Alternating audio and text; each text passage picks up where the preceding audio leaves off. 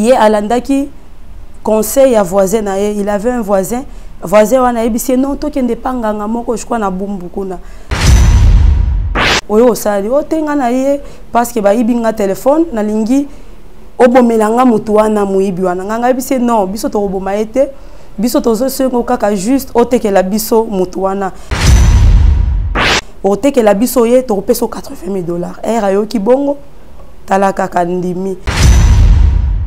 Nganga yebisi eloko liboso koma kombo na yo na numéro ki yoko bwaka la toilette. Et ko sala ke nganga yebisi kende ko luka valise oyo to sala cérémonie po to bimisolo mbongo.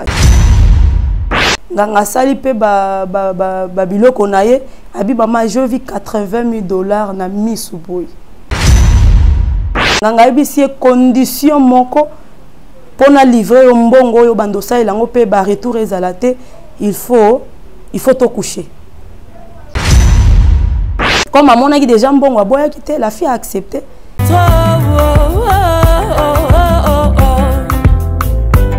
Donne-moi la force d'avancer, jamais reculer, force d'aller, jamais retourner. Donne-moi la force d'avancer, jamais reculer, force d'aller. Troubles du système immunitaire, chute de tension, maux de tête, fatigue, perte de poids, frigidité et diarrhée. Dites adieu aux inconforts et retrouvez une nouvelle jeunesse avec une tasse de Maxi Bien-être au quotidien. Une solution bio composée de plantes traditionnelles, 100% naturelle et reconnue pour sa vertu. Une formule adaptée pour hommes et femmes. Depuis plus de 10 ans, le Maxi Bien-être Café renforce le système immunitaire, restaure la fatigue physique, améliore le sommeil, aide à stabiliser la tension et la glycémie, nettoie les reins, soulage l'hémorroïde et la constipation. Chez les hommes, le Maxi Bien-être restaure le dysfonctionnement sexuel, l'impuissance et l'éjaculation précoce. Maxi Bien-être est disponible partout dans le monde. Passez vos commandes sur www.maxibienêtre.com.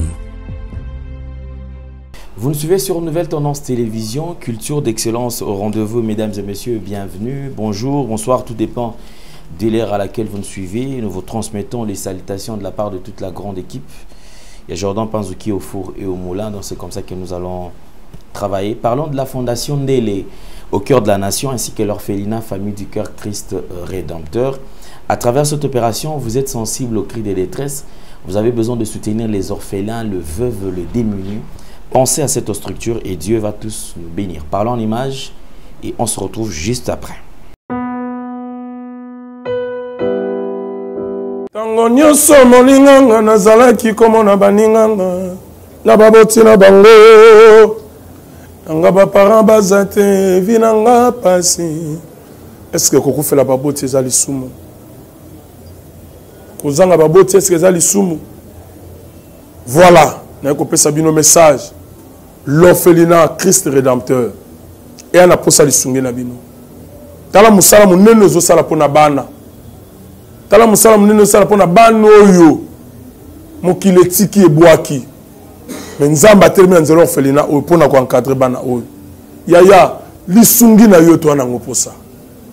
€1 no to na ngoposa pona mwana moko. Tango mwana moko allié nzambe ya bitike oya permettre ete na nzela no mwana alia akobosa na ote. Voilà message ya l'orphelinat Christ Rédempteur. Tu as besoin de lisungi na bino. Ba numéro za na se kota contact na biso assistance na yo et aux lisungi pona bana. Que le Dieu des orphelins a bénir diama mtu nyoso ja ta likanisa ko sala quelque chose. Pour sali yango zamba pambola bino. De retour sur ce plateau, alors nous allons prendre la pub, mais avant de prendre la pub, mesdames et messieurs, nous vous présentons ce produit, Maxi Bien-être, qui vous accompagne, c'est notre ami, Maxi Bien-être qui ne trahit jamais. Alors, Bandeko Bozo Landabiso Awa, s'il vous plaît, Bopé Sanga Matoui, juste pour quelques secondes, Oza Mobali, Oza Moisi, mais je parle plus déjà aujourd'hui, vous êtes homme, vous devez bien prendre soin de vous et surtout, Tolongola, honte tolongola soni.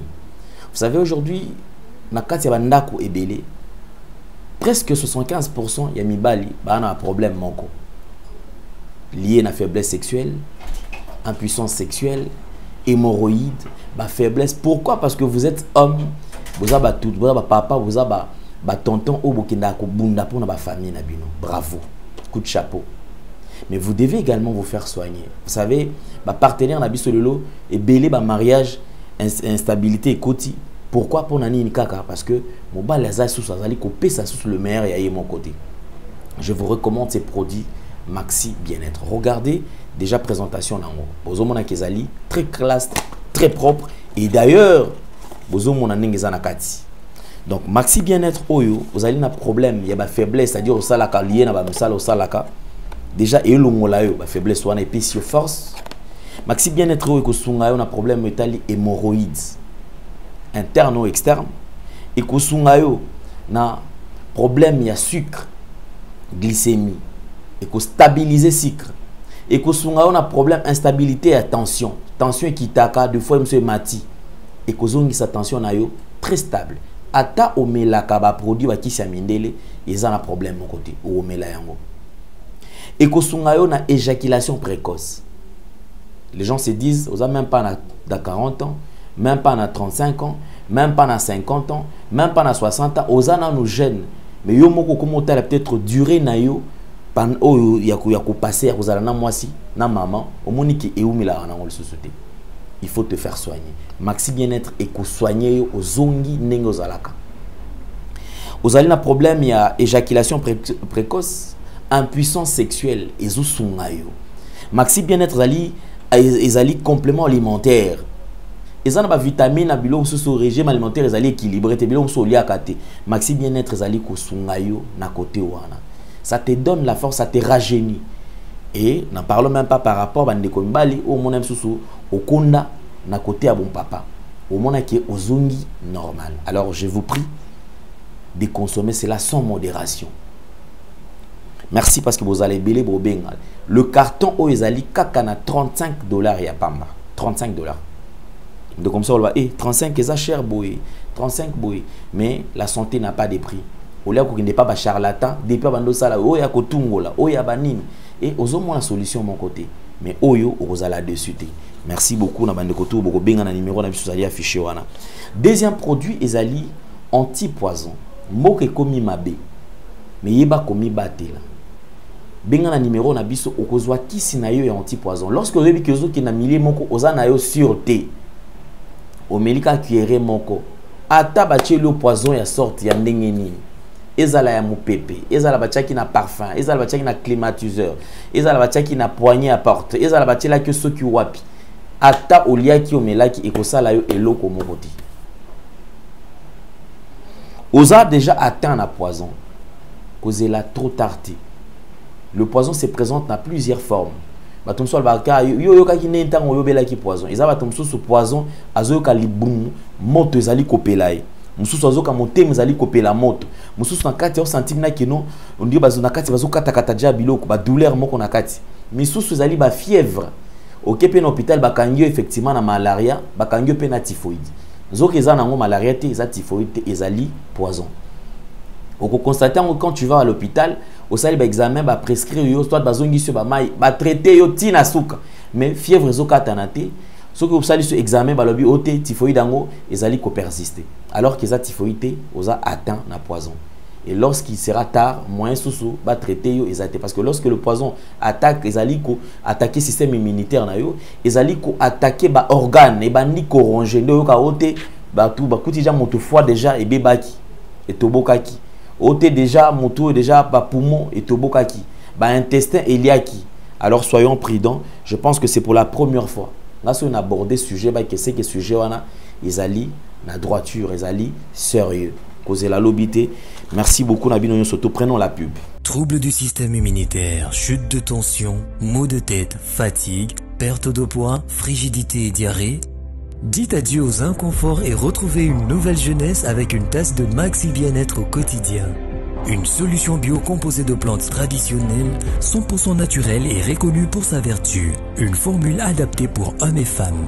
Depuis plus de 10 ans, le Maxi Bien-être Café renforce le système immunitaire, restaure la fatigue physique, améliore le sommeil, aide à stabiliser la tension et la glycémie, nettoie les reins, soulage l'hémorroïde et la constipation.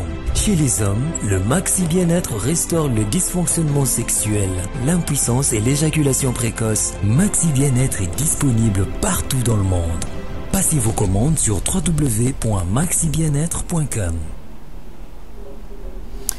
De retour sur ce plateau, merci beaucoup mesdames et messieurs. Nous avons le plaisir de partager ce plateau avec une servante de Dieu, Maman Aurélie Akimabiso, mais Lelo Azongeli Biso. Maman Aurélie Mbotenayo, ma meilleure vœu, bonne année, parce que tu as en 2023, tu as en 2024. Merci papa, la commission Nzambe. Tu peut-être dans le plateau, mais tu as Nzambe. Tu as salam Nzambe. Vraiment, santé boni, bana, libota. Santé, tout ça bien par la grâce de Dieu, malgré Bitumba. Bitumba, na vie à moi, Nzambe, c'est la raté. Pour Nzambe, Azolo Balobi, ils vous feront la guerre. Donc la guerre est toujours là, na vie à moi, Nzambe. Mais il y a moto Ezek et Bitumbeye, Nanzela Losambo, tout ça Rolonga, tout ça bien. Amen, merci beaucoup. Alors, Maman Aurélie, aux Osel Nzambe, servant de Dieu, mais aux alipé na casquette, moi et belé. Et moi, aux ali koyemba. C'est vrai que évangéliser dans la forme, mais surtout. Au côté studio, au combien niveau nini c'est quoi? Oui, papa,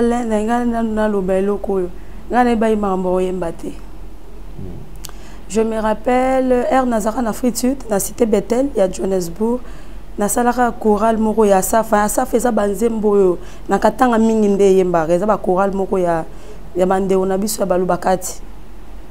Mais na baika koyemba banzembo mais koyemba adoration vraiment je savais pas.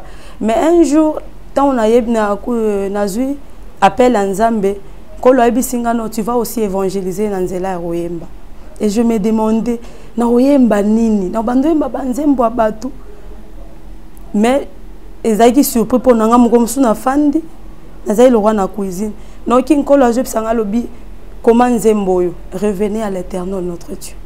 Ngamo na meki koyemba ngo mais na yemba ki ngo bien te kola bisinga non chante comme ça revenez à l'Éternel notre Dieu et puis rapé singa to on a meki pe zamba yo ko inspirer nga de plus et puis dans ndenge nzembo ngo kokaki to kotaki studio oui par la grâce de Dieu ezaki facilité papa la musique d'abord il faut avoir de l'argent et là on a bonaki na kotaki bana ina basunga ki nga ba accompagner ngai sikoyo na komi na niveau ya clip et puis pour na banda promotion na ngai na profiter na pesa message na bana Nzambe bisika ya kolona ya malamu ezali kosunga bana bitike pe ko soutenir l'œuvre de Dieu ko soutenir évangélisation donc soromonique Nzamba tche au cœur au soutenir Maman Aurélie dans la musique en tout cas il ne faut pas hésiter vous pouvez me contacter pour soutenir Moussala Nzambe et Ozala Malamu Mingi Nzamba Pamola biso. Ok, merci beaucoup, merci beaucoup, merci beaucoup. Alors, Maman Aurélie, Moussala Nzambe et Zokine Malamu, on va suivre quand même celui-là, un extrait, il y a un Zembo, et on se retrouve juste après. Revenez à l'Éternel notre Dieu. Bien-aimé, revenez à l'Éternel notre Dieu. Il pardonne largement. Il pardonne largement. Bien-aimé, revenez. Bien-aimé, venez. Bien-aimé, revenez. De retour sur ce plateau, la Banzi Tolandi Nzembo et l'équipe Malamu. Alors, Maman Aurélie, Moussa Nzambe Zali Kokende Ndenge. Il y a eu un témoignage, tu partages qui n'a eu. Et ça, il y a un somme. Film à Nigeria qui est là, raté. Je me disais, bon, peut-être ça, on a une histoire imaginaire et tout ça. On a un film réalisé en haut, mais en soi, tu vas à mais Nzoka Pena Congo, effectivement, il y a des gens qui ont croisé au côté dans le monde, il y a mystique, où va vivre Kindoki et les diables qui ont utilisé Bango Boye. Moussa Nzambe Zoki le partageons quand même.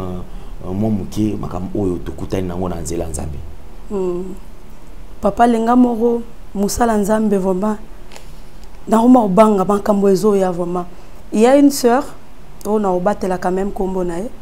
Comme j'ai organisé de prières matinales chez moi, tobanda osambela nayo. Maman na posa nzamba sunga ngai nazwa quand même fond en commerce. Nzamba yeko sunga ser wana azu ya bandi pe commerce. Et arriva qui un jour à l'obi abungisi téléphone na mbongo. Au lieu aya koluka nzambo apambola kiye. Yé alandaki conseil à voisin nae, il avait un voisin wana ebisi non to kende panganga moko je crois na bumbu kuna. Habito kende panganga wana arulakisa biso moyibi wana. Bake na epanganga wana ba komi kuna. Pour elle me dit que maman, moi je croyais que peut-être ezaka mutu moko arulakisanga ka moyibi. Na yeba gite kazanga vraiment. E ba komi panganga enganga ebisi oyo osali otenga na ye parce que ba ibinga téléphone na lingi obomelanga mutu wana moyibi wana nganga ebisi non biso to oboma ete biso tozo sengo kaka juste otekela biso mutu wana otekela biso ye to peso $80,000 era yo kibongo tala kaka ndimi nganga ebisi elora liboso koma kombo na yo na numéro ki ko bwaka la toilette akomi kombo akomi pe numéro aki na toilette abwaki era zongi nganga ebisi koma lisusu kombo na yo pe lobanga kingani na ye koteka moyibi oyo na $80,000 parce qu'il y a ibinga era komi atie na sani na ye kocha atie na sani abi mama 2 minutes na tali boy na moni nguma apparaître na sani nguma meli papier wana nganga ebisi alobi omoni nguma o nenga meli papier na wana ye mutu amemi makambo na yo na monde de ténèbres e kosala ke nganga ebisi ye kende koluka valise oyo to sala cérémonie po to bimisolo mbongo akepe asombi valise lorsqu'elle est revenue avec le valise nganga sali pe ba biloko na ye abi mama je vis $80,000 na misu boy era moni $80,000 abani nganga ebisi condition moko pona livrer mbongo yo bandosa elango pe ba retour ezalate il faut te coucher comme maman a dit déjà mbongo aboya quitté la fille a accepté elle a couché avec le monsieur là tango basi nganga ebisi no photo ki osomba mai moko pa basango ba ki osomba mai wana nganga pesa ebisi kanga valise yo moko ye pa kangi valise ake na valise wana ndayo komi ino nganga bengie allo ozwa mai wana fungola valise obwaka abi kaka na ngina bwaka kurekei nganga ebisi non t'inquiète pas sopa mai abi mama eloko soki ezo sopa na ko senti mais ngana okaki pena ke mulangezele lote et puis nganga siliki pourquoi tu as fait ça au bébé si bikila donc il faut to bandela les sous séance les sous to coucher les sous et puis tant ayoka ki bongo ndesko elle est venue me voir era bandi ko ebisanga na tune ma sœur yo lobaki nzamba pambola yo on a prié nzamba pamboli pourquoi pas tant au fond na mbongo ebunga ki oyaki te to bonde papa le parla na ngina pesa moi témoignage muke mwana nzambe eloko nyonso ekokomela yo na vie na yo faut toujours consulter Dieu ato bungisi eloko ko banga te ngana za na témoignage on azolinga na pesa pour fortifier les enfants de Dieu. J'avais quelqu'un dans ma maison à bungisa qui portefeuille tango bungisi portefeuille azongi na ndako abi mama na bungisi portefeuille na yoka ki mabenga ngana za mwana nzambe ndenge nini mutu oazana ndako nanga ko bungisa portefeuille. Je me suis réveillée à 3 h du matin, j'ai commencé à prier na beleli portefeuille, je priais na bi portefeuille bisi kozo zo yokangai. Et puis le matin mutango abimi tango abimi pour lui azaki na mo espoir que peut-être portefeuille ango et tikala ki na musala era komi na musala benga bi maman portefeuille mon anité bon ngalo kwa na sambela ki na ngai na ba nzambe moko ayebi na poko na mona ka muto ayebi maman j'ai retrouvé le portefeuille comment na eloko liboso na tuna ki mbongo eza tout na kati aux 8 portefeuille ne habité na zongela ki kanzela oyo na constater ki na ko esa ki portefeuille ta on a komi wana na moni papeti ya ville obateka ba biloko na moni petit moko apusa na bi bonjour viens na bi bonjour abi lobi ozala ki on a bi c'est oui j'étais ici na bungisa i portefeuille on nga mutu na lokotaki yo mutu lokotaki ezapo na kenda rotika ngo na chef ya station RP bake na chef ya station ba pesi portefeuille na mbongo ezaki na kati vraiment eloko wana epesa ki kesengo je vis que rien n'est impossible à dire moi na nzambe loro nyonso ko komelo lukaka kaka nzambe mendeko wana ya mona ki bie ko kende ko luka banganga tango aye ko ebisanga bongo to bondela ki nzamba mao on implorer la grâce mais nzamba epsa biso bwalobi lokola yake panganga bible lobi mutoyo akoyepa na Yesu akobikisa maye na libota na yo. C'est de même aussi na bateau bakendake pa banganga. Tango ke panganga yebake omemi pe libota na yo mobimba. Alors pour se wana azala sauver yo muto okenda ndako nganga. Soko lingi ozwa délivrance, tu dois être condamné à servir Jésus-Christ tisuka moki. Des conditions. En tout cas, makambo ezebele vraiment otozo kutanango na musala nzambe papa là. D'accord maman. En tout cas, gloire à Dieu. Sinon quand même on est en train d'avancer, de partager quand même expérience dans maman nzambe. Ba nzambe quand même, il arrive des fois où fandi message nzambe apesio. Est-ce que vous avez un message que nzambe a peso par rapport à anenenge bandi boye ndenge ni ba to sengeli bazala na nzambe to message moko monu e matio bité message faut na partager car na bande ko ba olanda biso.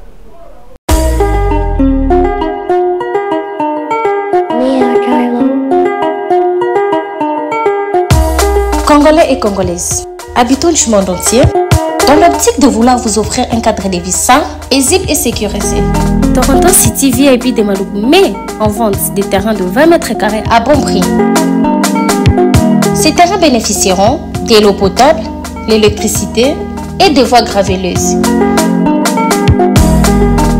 Situé à proximité de la zone économique spéciale de Maluku, et voisin des sites Vodacom en République démocratique du Congo, Toronto City VIP se démarque par l'originalité et la beauté de son espace en vous offrant des terrains déjà cadastrés.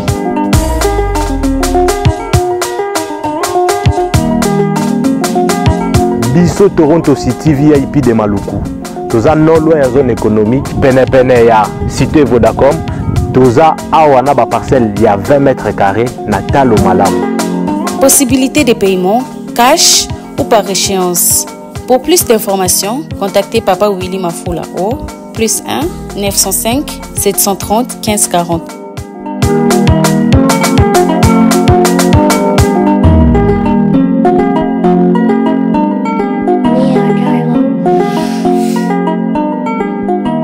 Offre limitée dans la mesure du stock disponible.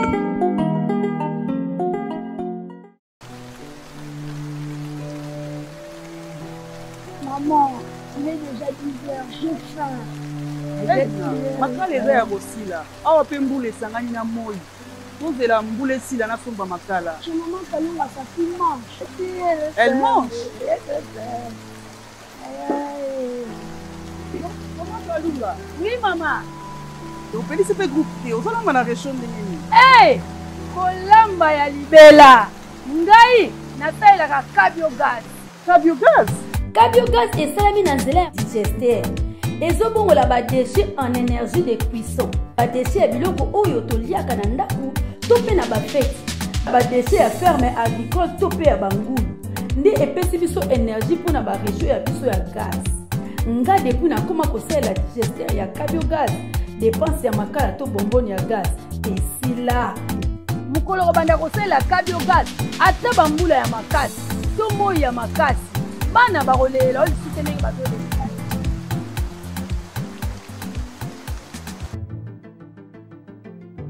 Cabiogaz kolamba ya libela.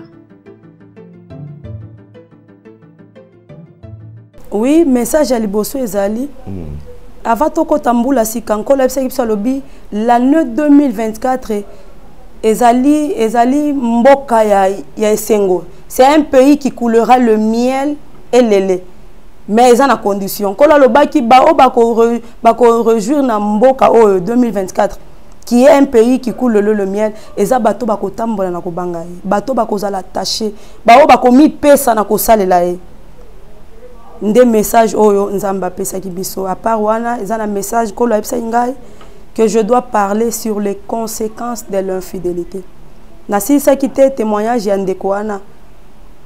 Ndekwana abandai kobimana mobali ya bato. Le jour qu'elle avait couché avec le monsieur là, elle m'a dit que maman, nazo kamabe ko coucher avec chérie nanga na bimakanae parce qu'elle a mobali ya bato, moi ina kotikele boto. Effectivement oui. Ko sala ngo susute boya ye kaka parce que kotikele boto. Et après elle est venue me voir, non maman moi ina tikezate parce que yemuto asunga kangai. Et c'est parlant que le lobi il faut les kaobe obenda bana nga matoi. Imaginez moi si au papa l'un abimi nanganga qu'est-ce que ce monsieur-là a dit qui n'est pas moi Swan? Et qu'est-ce que ce monsieur-là, il a pris chez la fille? Et si vous imaginez, yo za homme marié, tu as ta femme, ta famille, bébé nana yo, obimina moi si andenge wana, papa ozui nini pas moi Swan. Et c'est pourquoi on tu dois parler sur les conséquences de l'adultère. Thème yangwana oyo. Donc il faut partager les lots par la grâce de Dieu. D'accord, Tokine. Ok. Thème nabiso ezali les conséquences de l'adultère. D'abord, l'adultère c'est quoi? Adultère ezali rapport sexuel volontaire entre un homme marié ou une femme mariée et quelqu'un qui n'est pas son conjoint. Ici, bazolo bela ba célibataire te. Non. Par la grâce de Dieu, tu as sur l'impudicité. Mais ici, on parle de l'adultère. Donc, adultère, ezali rapport, c'est soit mutazo salango volontairement. Na muto azali moi si na yete. Bien aimé, l'adultère est fungola kanzela ya malédiction na vie à mutu. Lorsqu'on commet l'adultère, on ouvre une porte de malédiction dans notre vie, la vie à bananabiso. Et il y a quelque chose que le parent oublie. Mobo tu sors aux tambola malam, yebake ozo protéger pe banana yo. Mais lorsque tu commets l'adultère, yebake ozo fungola pe porte ya malédiction na vie à banana yo, na vie à mwasi na yo. Les conséquences de l'adultère. Bah papa, je voulais d'abord qu'on lit dans le livre des Proverbes. Lisons un peu dans le livre des Proverbes. Proverbes 6, 32. Proverbes 6. Oui, je suis là. Narotanga na kombo na Yesu Christ. Mais c'est lui qui commet un adultère avec une femme est dépourvu de sens. Celui qui veut se perdre agit de la sorte. Nabandeli, mais celui qui commet un adultère avec une femme est dépourvu de sens. Dépourvu de sens, c'est quelqu'un qui manque de bon sens. Mutoaza mayele. Mutoaza na connaissance ya malam, connaissance ya kobanga nzambe, ne peut pas commettre l'adultère. Bien aimé, ce n'est pas facile. Ce n'est pas facile. Il y a d'autres papas qui se disent, ah maman, n'allez à chaque jour. Oui, c'est ce que la Bible nous recommande, papa. Ici, on nous parle de l'adultère. L'adultère est mauvais. Babi, c'est lui qui commet un adultère avec une femme est dépourvu de sens. C'est lui qui veut se perdre, agit de la sorte. Oh, alingia mi bungisa. Oh, alingia bungisa vi na ye. Commet de la sorte. Soko lingyo bungisa vi na yo. Soko lingyo bungisa veni na yo. Soko lingyo bungisa makambo malamu o nzamba bombela yo. Bible lobi sala na yo bongo. Soki to komi na 33 lobi, il n'aura que de plaies et ignominie et son opprobre ne s'effacera point. Le pleu c'est quoi? Ce sont des douleurs. Bien aimé, c'est bien lorsqu'on commet l'adultère, ils ont bien ambiance, oui. Il y a de ceux-là qui disent que mon mobile est à cause de la jamais, car mon mobile est à moi simoko. Mais Bible le dit, tu auras que la plaie et ignominie, et ton opprobre ne s'effacera jamais, bien aimé. Les conséquences de l'adultère. Par là, na rozonge la paix ba maman moi muke. Ba maman. Soro moni papa aza infidèle. Ngana lobaka ba maman biso pe toza na part ya ko jouer. Soro o jouer ba rôle na yo ya malamu ke papa zo continuer ka koza na infidélité na ye. Wana se ki eza maramsu il faut rekota pe mozindo. Par là je voudrais dire ba papa est belé soro zo tourner papa. Pourquoi tu as une femme épouse zo luka a repé so ba raison. Muso loba non ma femme a se pe sarangate na makambo wana ma femme à la Taramabe par exemple, à la Taramabe, ma femme boy, ba maman, une femme mariée, il faut jouer à Carole, nyonso, na libala. Donc moi c'est libala, il faut jouer rôle ya kimakangwe pas mobile na yo, il faut jouer rôle ya nyonso, bien aimé. Il faut tout jouer rôle nyonso pour na nini pour na kobate la ba papa na biso. Amen, bien aimé. Moi c'est à libala, il faut eba façon nini ya kolata. C'est comme moi, par exemple. Soki nalingi, par exemple, nabimana papa, na olata teke na lati roi banzambala. Non, non. Na olata bien pour na tcha peu à l'aise. Place à zo kende pe à se sentir peu à l'aise. C'est comme ça, ba maman na biso. Soro moni mobile na que infidélité ne leki kindumbe leki. Secret musu ngina pesa yo mama ma bondeli. Kola la raté. Réveille-toi pendant la nuit. Bondelo banzambe so mobile na ngai ake pas moi si mosusu. A fonctionné, bien aimé, c'est possible avec Dieu. Rien n'est impossible à Dieu. Bien aimé, ceux qui montent, ceux qui ne dépendent pas, à qui a sali qui se simbi, à combien plus forte raison et pas dans un colo yesu, bien aimé. La moukara na boutou, banzambe, mobile nangai, ata sora kende nini. Moi, papa, là, je vécu, j'étais en Afrique du Sud, j'avais une femme, j'avais une voisine zambienne. Comme soit beninga bi ah vous le congolais bolinga ka ba maquillage banini me marambo ya moto ya boye barate afungoli na kata saki ne bien le métal ba ki sa sanga omoni kisi oyo soki osali en mobile na yo ata moni mwasi mosusu akolinga ete akosa bien aimé soki nganga zo sala biloko wana boni le Seigneur Jésus-Christ bien aimé so moni mobile no mobulo l'équipe prie nzamba ko briser nzamba aussi c'est pour ça wana bando zaka soka moni onde à se sentir qu'il y a un mobile bien aimé. Nous devons prier pour Naba Mibali Nabiso bien aimé, prier bien aimé. Rien n'est impossible à Dieu. Bien aimé, Nzambe c'est nga fona lobela pour le femme mariée. Ba femme mariée beaucoup mis très dangereux même à l'église vraiment au monde femme mariée azo bisa ngai mobile na ngai atondi sakanga te na osani ni fona lukana ke kolia libanda. Imaginez un peu des choses comme ça bien aimé. Yo mama yeba ke soko commettre adultère vie à bana na yo eza en danger vie na yo moko vie à mobile na yo eza en danger peut-être lobi rozalate me bano batikali ko subir na posa nzoto moko boye et moi je me dis toujours bien aimé tous à un peu sérieuse est-ce que toko sumuka pona eloko kaka bon c'est à 10 minutes même si c'est 30 minutes bien aimé au mona une femme mariée azo bisoke nga mobile na ngai asepel sarangate yangonde fona za na moi likango non bien aimé ce mobile no asepel sa côté prie d'abord pour lui prie pour lui et puis bateau yo bolinga ka kobimana mi basi ya bateau papa vous êtes maudite ce n'est pas moi c'est la parole de Dieu vous êtes maudite moi si à mutu moi si à mon toisa le rôle à cimetière yeba que tant au mana moi si à mon tant aux autres kanga boy réponds-toi message eza pona yo c'est pas pourquoi encore la lunga qui na lobelango réponds-toi là où tu es soko kutani ki obima na femme mariée lo ba ke soko yeba kité oui mais soko yeba ki obima na femme mariée oza consciente que nazo bimana réponds-toi kola ko limbisa yo moi si alibala babimakane te ba commettre adultère te. Nous allons lire d'abord dans le livre des Proverbes toujours, Proverbes 7, 19.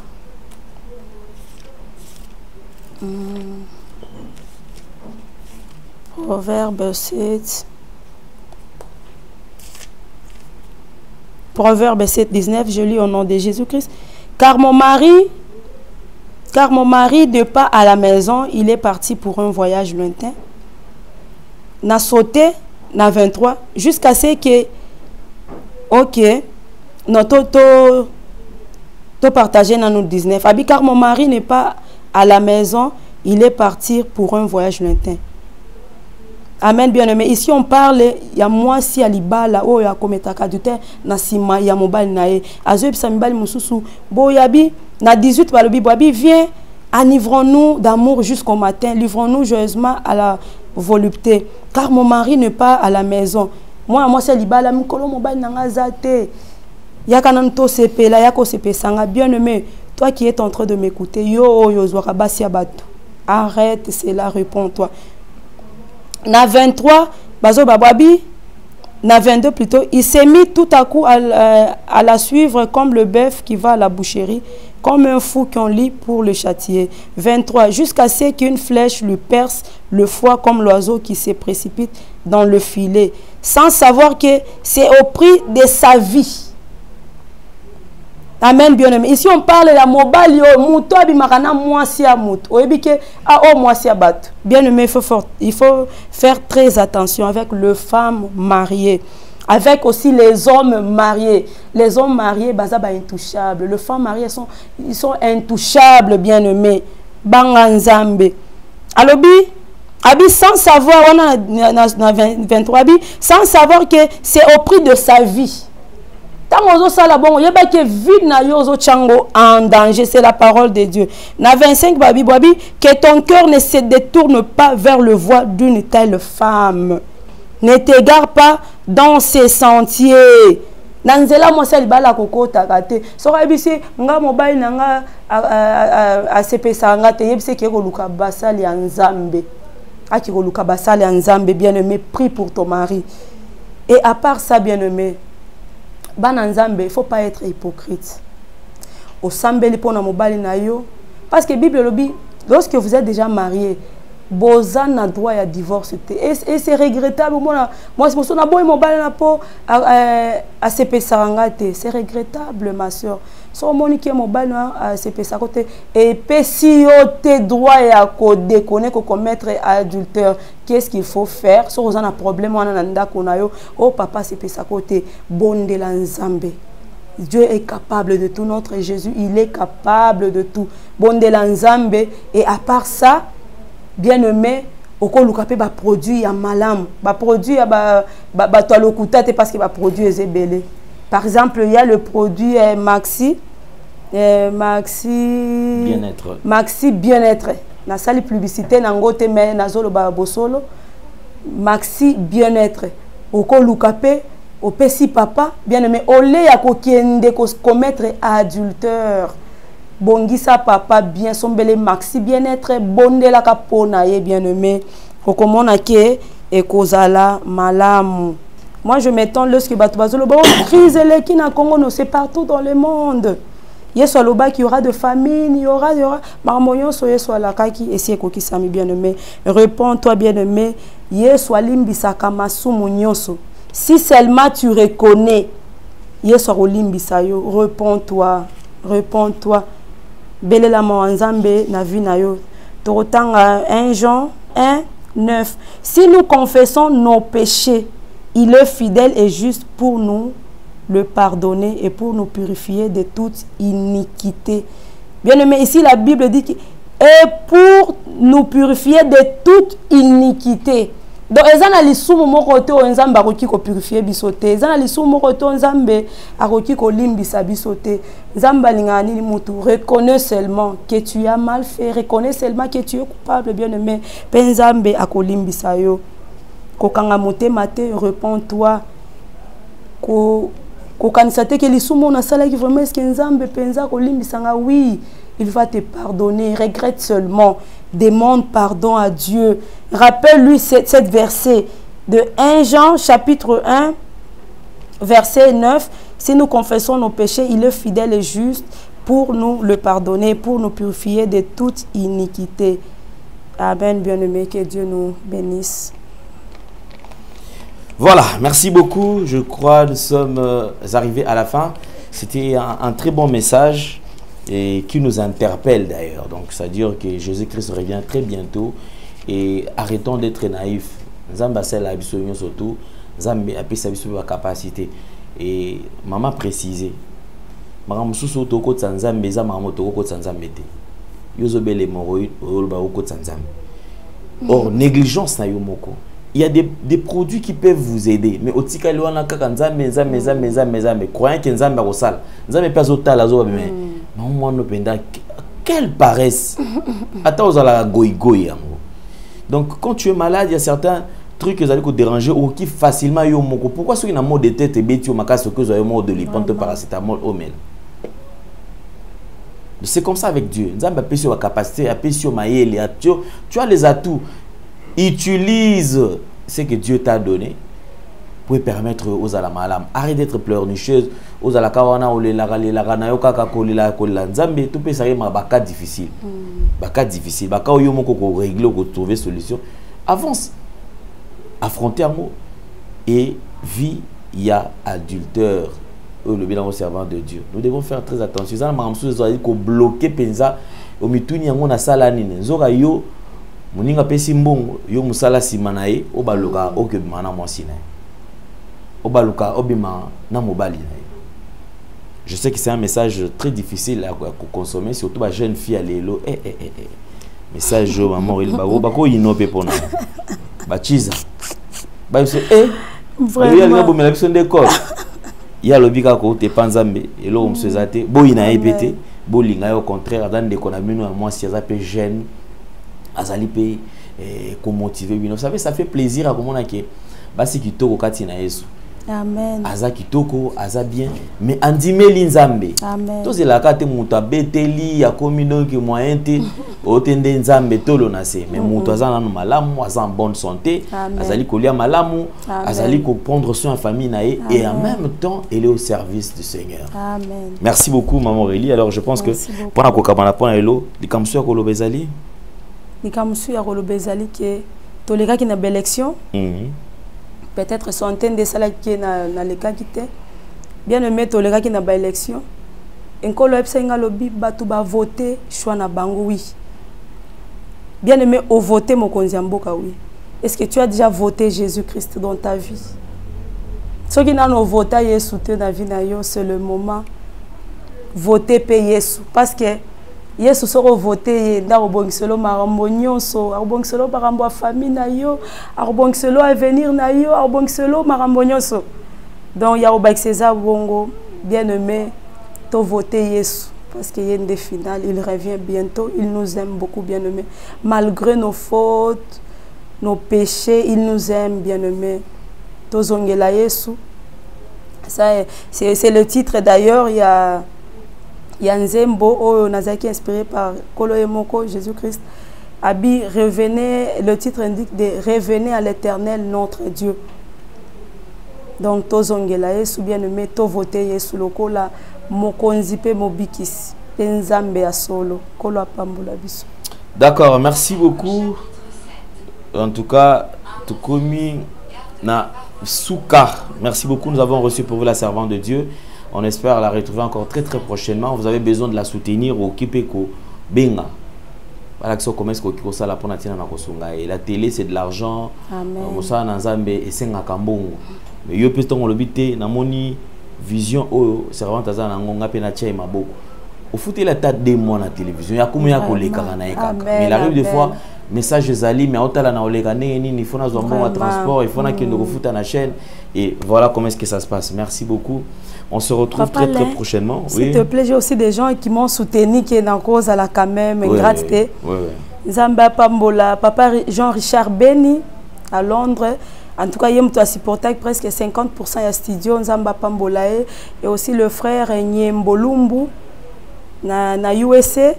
Il m'a beaucoup soutenu. D'ailleurs, même dans l'équipe na Nouvelle TV Tendance, yem to Alexinga, yem to Lubaki, non maman, o le kakala, na pse que j'ai un message, abi non maman, je vais te soutenir. Frère Nzambe azongisa ya ebele, aussi papa Michel, il est pas en États-Unis, il est pas soutenu qui biso na studio parce que ça nous demandait de l'argent, mo rebi bana ina caprice ndé caprice. En tout cas, Nzambe apambola, bato yo ba soutenu ki ngape na nzela losambo, nkolo apambola batu nyonso. Soki pe moko na bosa ni kombo. Et prochainement. Ok. Merci beaucoup. Alors on se retrouve très prochainement. Merci à Jordan qui est au four et au moulin. Tokutani prochainement. Au revoir. Bye bye. Shalom, shalom à tous. Je voulais simplement partager un message avec vous. Ce soir, je vous salue tous au nom de Jésus, bien-aimés. Je voulais simplement vous informer que toi qui es là, tu es en train de chercher le mariage, tu es là en train de chercher les enfants, tu es là en train de chercher le voyage, tu es là en train de chercher la guérison, tu es là en train de chercher une stabilité de maison. Laisse-moi te dire que notre Dieu, l'Éternel des armées, a un marché. Le marché de l'Éternel est gratuit. Le marché de l'Éternel est ouvert H24. Bien-aimé, Nzamba Zana Wenze. wenzanzambe eza gratuit eza ya kofungama H24 oyo nyonso olingi dans le marché de l'éternel tu vas obtenir bien aimé. Si tu veux un mari, Dieu est capable de te donner un mari comme tu le veux, qui soit mince, gros, musclé, comme tu veux. Dieu est capable. Pour la situation qui te dérange, notre Dieu a un marché. Dans le marché de l'éternel, il y a plusieurs rangées. Maintenant, va choisir. Parce que tu fais partie du royaume. Tu es un enfant de Dieu. Monte en dimension de la prière. Nous sommes à 4 heures du matin. Apprenez à vous réveiller le matin pour prier. Apprenez à vous réveiller le matin pour commencer à prier. Quand tu dis Seigneur, moi je veux ça, le Seigneur va te donner. Nous sommes des enfants du roi de roi. Personne ne peut marcher sur toi. Tu es la lumière du monde. Tu es le sel de la terre. Mais on comprend, il y a un secret dans la prière. Tous les gens capable de façonner, il y a qu'à changer, il y a qu'à restaurer. Notre Dieu, 3 fois ça, il est tellement puissant que nous ne réalisons pas la grandeur. Il a un marché. Tu as une maladie incurable, rentre dans le marché de l'éternel, tu vas trouver ta guérison. Kotana wenzanzambe guérison ezali. Kotana wenzanzambe okomona libaya mobala malonga zape na makambu. Kotana wenzanzambe, tu vas trouver un joli garçon qui a tout. Kotana wenzanzambe, tu vas trouver une grande dame, une femme qui a tout. Azape na makambu na beauté na ye. Alléluia. Nzamba ana bane. Ha ha ha. Bien-aimé, avec Dieu il y a tout. Dieu c'est la paix. Dieu c'est la sincérité. Tu es serein. Tu es en train de marcher la tête haute. Tu ne peux pas badiner. Tu ne peux pas trébucher. Alléluia. Quand les gens te regardent, tu portes le fruit du Saint-Esprit. Quand les gens te regardent, les gens doivent dire Wane Nzambe, oui, Nzamba Zana Bana. Je m'adresse à toi qui me regarde. Je ne connais pas ta situation là où tu te trouves, mais Dieu connaît ta situation. Ce que je peux te dire, monte dans la prière, monte dans la prière, monte dans la prière. Connais-tu le Dieu de 4 heures du matin? Le Dieu qui appelle à l'existence de choses qui n'existent pas. Comment toi tu es chrétien, tu ne dors tout de minuit à 6 heures, de 20 heures à 8 heures? Non! Réveille-toi la nuit, commence à prier. C'est pas bouton na pour notre solution à tongo bien-aimé. C'est ça la vérité. Dans les situations qui te dérangent, au lieu d'aller papoter, de parler, de discuter, personne ne peut te donner la solution. Il n'y a que le Fils de l'homme. Bien-aimé, rentre en profondeur. Kotamozindo. Alléluia. J'aime Jésus. Alléluia. Samba na bana. Tout ce que tu veux, il y a tout dans le marché de l'éternel. Et pas